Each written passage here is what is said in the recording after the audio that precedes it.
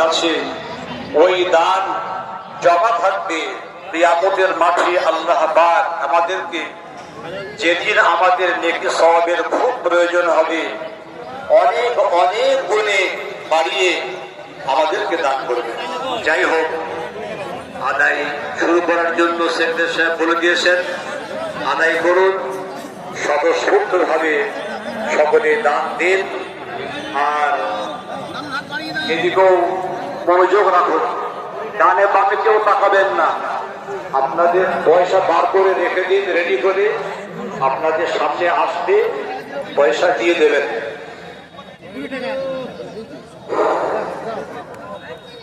মহতারাম বুজুর্গ দোস্ত,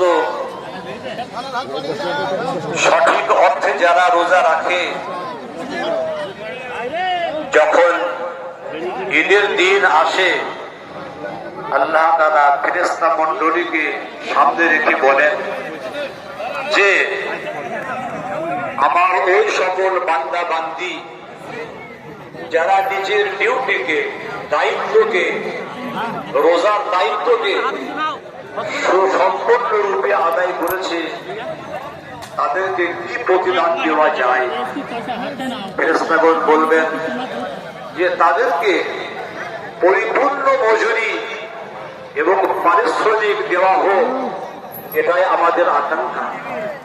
আল্লাহ তাআলা নিজের সম্মানের, নিজের ক্ষমার আরো বিভিন্ন গুরুত্বপূর্ণ বিষয়ের কসম খেয়ে বলবেন যে আমি তোমাদের গুনাহ রাশিকে মাফ করে দিলাম এবং তোমাদের পাপগুলিকে পুণ্যের দ্বারা পরিবর্তন করে দিলাম। অতএব তোমরা ঈদ ময়দান থেকে ক্ষমা সুন্দর হয়ে ফিরে যাও। বলুন সুবহানাল্লাহ। যদি আমরা এইভাবে রোজা রাখি, তাহলে আজ ঈদের ময়দান থেকে সত্য সত্যই আমরা ক্ষমা সুন্দর হয়ে আপাত মস্তক গোড়ার ময়লা থেকে পবিত্র হয়ে আমরা নিজ নিজ গৃহে ফিরে যেতে পারব।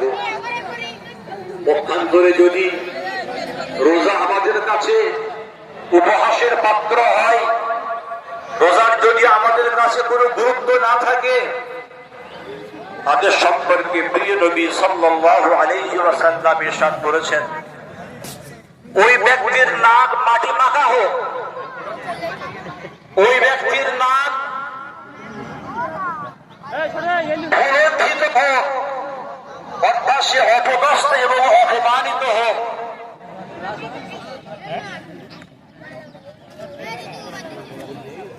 আমাদের তো ঈদে পয়সা অসুবিধা হবে না, ঈদে পয়সা অসুবিধা হবে না। বাড়ি ছিল ভাড়াটা পেয়েছে। যে ব্যক্তির সামনে রমজান মাস এলো এবং রমজান মাস পেরিয়ে গেল, অথচ তার ক্ষমা হলো না, সে নিজের গুনাহ খাতাকে মাফ করাতে পারল না, তার জন্য আল্লাহর নবী তিরস্কারের কথা বলেছেন।